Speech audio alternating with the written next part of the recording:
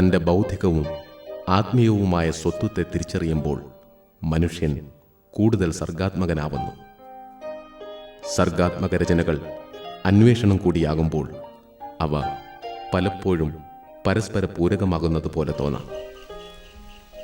അറിയാത്തതിനോടുള്ള വികാരാവേശം OV ഉഷയുടെ രചനകളിൽ അന്തർധാരയായി വർത്തിക്കുന്നു.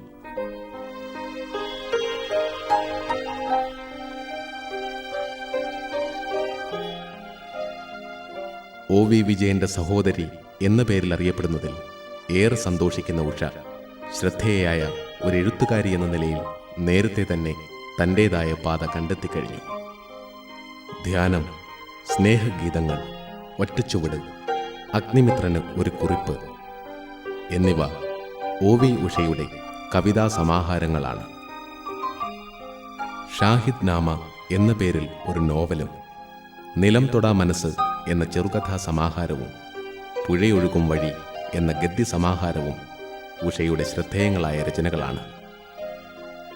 ശ്രീരാമകൃഷ്ണ പരമഹംസനിലും രമണ മഹർഷിയിലും നേരത്തെ തന്നെ ആകൃഷ്ടയായ ഉഷ തൻ്റെ യാത്രയ്ക്കൊടുവിൽ ദിവ്യജ്യോതി ശ്രീ കരുണാകര ഗുരുവിലാണ് തൻ്റെ ആത്മീയ ഗുരുവിനെ കണ്ടെത്തിയത്.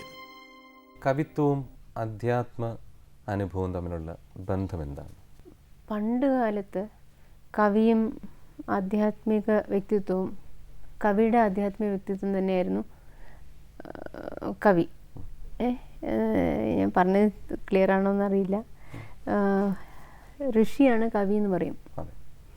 അപ്പോൾ ആധ്യാത്മികമായിട്ട് വളരുന്ന ഒരു ഇവോൾവ് ആയിട്ടുള്ള ഉയർന്ന ജീവൻ എൻ്റെ ദർശനമാണ് കവിതയിൽ കൂടി, വാക്കിൽ കൂടി വരുന്നത് എന്നർത്ഥത്തിൽ. പക്ഷേ ഇന്നത്തെ എൻ്റെയൊക്കെ കവിത്വം എന്ന് പറഞ്ഞാൽ അങ്ങനെയല്ലല്ലോ. സാധാരണ പ്രകൃതിയിൽ നിന്നും ജീവിതത്തിൽ നിന്നും കാണുന്നതൊക്കെ, അല്ലെങ്കിൽ അതിൻ്റെ ഒരു ഇൻറ്റ്യൂട്ടീവായിട്ടോ അല്ലാതെയൊക്കെ നമുക്ക് കിട്ടുന്നത് വാക്കിൽ കൂടി അവതരിപ്പിക്കുന്ന ഒരു രീതിയാണല്ലോ. കിട്ടുന്ന ആ ഒരു സന്ദർഭം, ആ ഒരു മോമെൻറ്റോ, അത് ഈ കാലാതീതമായ ഒരു മാനമേഖലയുണ്ടോ? അത്തരത്തിൽ അധ്യാത്മാനുഭവമായിട്ട് തന്നെ ബന്ധിപ്പിക്കാനാവുമോ?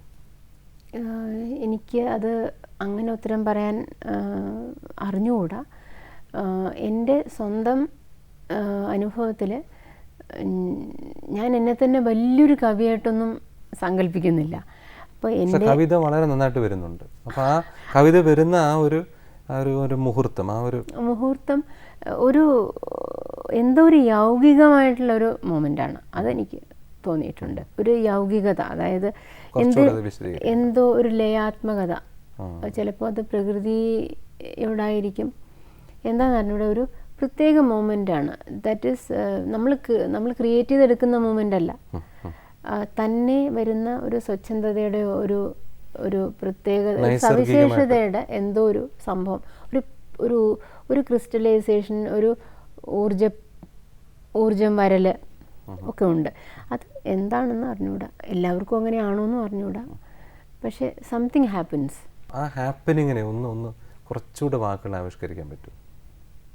ഒരു സംഭവിക്കൽ എന്നാണല്ലോ, ഒരു സംഭവിക്കുന്നതാണ്. അപ്പം അത് എങ്ങനെയാണെന്ന് അറിഞ്ഞുകൂടാ, അത് നമ്മുടെ ഒരു ബോധത്തിൽ സംഭവിക്കുന്നതാണ്.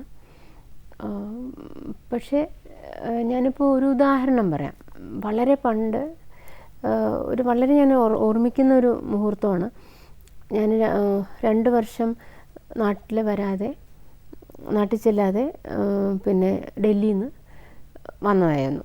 അപ്പം പിന്നെ ഞാൻ നാട്ടിൻപുറത്താണ് വീട്. വൈകുന്നേരം നേരത്തെ ഊണ് കഴിക്കും നാട്ടിലൊക്കെ, പാലക്കാട്.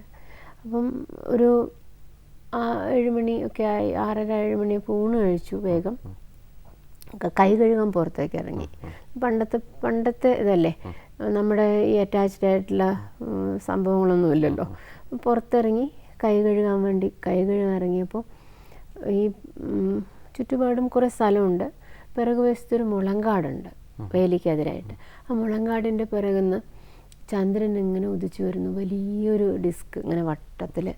അത് പൂർണ്ണചന്ദ്രൻ. അതെനിക്ക് പെട്ടെന്നൊരു എനിക്കൊരു എന്താ ഉണ്ടായിരുന്നില്ല, ഒരു ആനന്ദാതിരേകം ആ സമയത്ത് വല്ലാത്തൊരു അനുഭൂതി ഉണ്ടായി. പെട്ടെന്ന് വന്നൊരു മനസ്സിന്റെ ഒരു മാറ്റം, ഒരു അതിന് മുമ്പുള്ള മനസ്സല്ല, അല്ല, പെട്ടെന്ന് ഒരു മാറി. പിന്നെ വളരെ കഴിഞ്ഞിട്ട് പിന്നെ അതിനെ ഞാൻ അനലൈസ് ചെയ്തു. പക്ഷെ അപ്പം എനിക്ക് ഒരു ഓർമ്മയുണ്ടായിരുന്നില്ല. സൗന്ദര്യത്തിൻ്റെ ഒരു അനുഭൂതി, സൗന്ദര്യത്തിന് അപ്പുറത്ത് എന്തോ ഒരു ശക്തിയുടെ അനുഭൂതി, ഒരു പ്രത്യേക ലയം. ഞാൻ തറഞ്ഞു നിന്നുപോയി കുറച്ച് നേരം. പിന്നെ അത് കഴിഞ്ഞ് ഞാൻ കൈ കഴുകി വന്ന് കുറച്ച് നേരം കഴിഞ്ഞപ്പോൾ എൻ്റെ മനസ്സിൽ തന്നെ 2-3 വരി വന്നു. നിറനിലാവിൻ്റെ രഹസ്യമാംക്ഷണം, വരിക ചന്ദനക്കുറി തൊടുവിക്കാം, നിലാവിൽ ആർദ്രമാം മണൽപാത, നെഞ്ചമലിഞ്ഞു നീരവം വിളിച്ചു, കാൽകളെ ചിറകുകളാർന്നു വരിക, രാവിൻ്റെ മറുകരയോളം നമുക്ക് പോയി വരാം. പ്രകൃതിയുടെ നമ്മുടെ അകത്തുള്ള ഒരു എസ്തെറ്റിക്സ്, ഒരു സൗന്ദര്യബോധം എന്നുള്ളത് അതിൻ്റെ ഒരു ഏറ്റവും ഉന്നതമായ ഒരു അവസ്ഥയായിരിക്കുമോ ഈ പറയുന്ന ഈ അധ്യാത്മ ഭാവം എന്നൊക്കെ പറയുന്നത്? ആധ്യാത്മഭാവം എന്താണെന്ന് ശരിക്കും ആധികാരികമായിട്ട് പറയാൻ എനിക്ക് അറിയില്ല. ആ വഴിയിലൂടെ സഞ്ചരിക്കുന്ന ആണെങ്കിലും ഞാൻ വലുതായിട്ടൊന്നും വളർന്നിട്ടുള്ള ഒരാളല്ല. എങ്കിൽ പോലും കേട്ടറിവ് വെച്ചുമൊക്കെ എനിക്ക് തോന്നിയിട്ടില്ല ഞാൻ പറയാം. ഇപ്പോൾ ഉദാഹരണം എടുക്കാം നമുക്ക്. അതായത് നമ്മൾക്കിപ്പോൾ ആയുർവേദം കിട്ടിയിട്ടുണ്ട്. ആയുർവേദം എത്രയോ ആയിരക്കണക്കിന് വർഷങ്ങൾക്ക് മുമ്പ് കിട്ടിയിട്ടുള്ള ശാസ്ത്രം, നമ്മുടെ പഴയ ശാസ്ത്രമാണ്. അത് ഇപ്പോൾ ടൈം ടെസ്റ്റഡ് ആണ്. ഇപ്പോൾ കൂടുതൽ വെസ്റ്റേണേഴ്സ് അതിൻ്റെ വെസ്റ്റേൺ സയൻസ് പോലും ഇതിനെ അംഗീകരിച്ചു വരുന്നു. ഓരോ മരുന്നെടുത്തിട്ട് ഇതിൽ ഇന്നതുണ്ട്, ഇത് ഉപയോഗിക്കാം, ഇത് ഹാർട്ടിന് കൊള്ളാം, അല്ലെങ്കിൽ വേറെ എന്തിനും കൊള്ളാമെന്ന് പറഞ്ഞു. ഇത് ശരിക്കും പറഞ്ഞിട്ടുണ്ടെങ്കിൽ ഇവരുടെ ആധ്യാത്മികമല്ല ഒരു ട്രൂത്തിനെ അന്വേഷിക്കുകയാണ് ഇവർ, ഈ ഋഷിമാർ.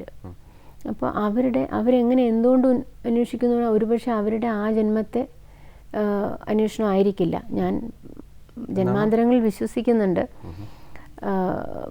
ഞാൻ വിശ്വസിക്കുന്നത് എങ്ങനെയാണ്, ഈ ജന്മാന്തരങ്ങളുടെ അന്വേഷണം ഏതെങ്കിലും ഒരു ജന്മത്തിൽ അത് അവിടെ ഒരു ഫ്രൂഷനിലെത്തുന്നു. അവർ കൺസമേഷൻ ഉണ്ടാവുന്നു. അപ്പോൾ അവർ ആ വഴിക്ക് പോകുമ്പോഴുള്ള ഈ വഴിയിൽ കിട്ടുന്ന കാര്യങ്ങളാണ് അവർ ജനനന്മയ്ക്ക് വേണ്ടി റെക്കോർഡ് ചെയ്ത് വെക്കുന്നത്. അതായത് അവർക്ക് ഈ പോകുമ്പോൾ പിന്നെ ആയുർവേദത്തിൻ്റെ കാര്യത്തിൽ പ്രത്യേകിച്ച് ഞാൻ പലപ്പോഴും ഇങ്ങനെ ചില ഗുരുവിനോടൊക്കെ ചെറിയ സംഭാഷണങ്ങളൊക്കെ ഇതിനെപ്പറ്റി ഉണ്ടായിട്ടുണ്ട്. എനിക്ക് ഗുരു പറഞ്ഞതെന്ന് മനസ്സിലായിട്ടുള്ള എന്താണെന്ന് വെച്ചാൽ, ഈ ഒരു ചെടിയെ കാണുമ്പോൾ ഈ എവല്യൂട്ട്, അതായത് ഈ ഉയർന്നു പോകുന്ന സത്യാന്വേഷി, ഋഷി എന്നൊക്കെ നമ്മൾ പറയുന്ന ആൾ, പിന്നെ ഇതിനെ കാണുമ്പോൾ അതിൽ നിൽക്കുന്ന ആ ഒരു ഈശ്വരപ്രകാശം അല്ലെങ്കിൽ ബ്രഹ്മപ്രകാശം, ഊർജ്ജതലം ഉണ്ടല്ലോ, ഒരു എനർജി ലെവലിൽ ഇദ്ദേഹത്തിൻ്റെ എനർജി ലെവലും അതിൻ്റെ എനർജി ലെവലുമായിട്ട് കൂട്ടിമുട്ടി ചെയ്തിട്ട് എന്താണ് അതെന്ന് അറിയുകയാണ്. എന്തിന് കൊള്ളാം, എന്തിന് പറ്റും എന്നുള്ള ചെടികളെ അറിയുകയാണ്. അതിൽ നിന്ന് അറിയുകയാണ്. അല്ലെങ്കിൽ ഇത് എങ്ങനെയൊരു കമ്മ്യൂണിയൻ ഉണ്ടാവുന്നു. അപ്പോൾ അതുപോലെ തന്നെ ഈ മരുന്നുകളും ഈ കാര്യങ്ങളുമൊക്കെ അവർ ഈ വഴിക്ക് എങ്ങനെയോ നേടിയെടുത്തിട്ടുള്ള കാര്യങ്ങളാണ്. അത് പിന്നെ ഈ ലോകത്തിന് നല്ലതാണെന്നുള്ളതുകൊണ്ട് അവരത് കൊടുക്കുന്നു. പക്ഷെ അവർ ബേസിക്കലി അവരതും കഴിഞ്ഞ് പോവുകയാണ്. അവരതും കഴിഞ്ഞ് വേറെ ഏതൊക്കെയോ മേഖലകൾ, അനുഭൂതി മേഖലകൾ അല്ലെങ്കിൽ അനുഭവ മേഖലകൾ തേടി പിന്നെയും ഇവോൾവ് ചെയ്യണം. സൂക്ഷ്മ മേഖലകൾ.